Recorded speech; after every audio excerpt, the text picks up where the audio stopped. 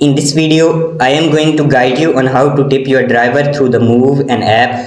Tipping helps shows appreciation for excellent service and supports your local drivers. Just follow these straightforward steps to get started. 1. Open the Moovn app on your smartphone. 2. Log into your account if you are not already logged in. 3. Go to the trips or ride history section from the main menu. 4. Select the trip for which you want to tip your driver. 5. Scroll down and tap on the tip driver option.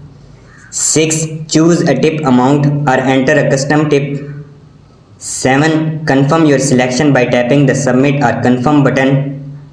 8. You will receive a confirmation that your tip was sent successfully.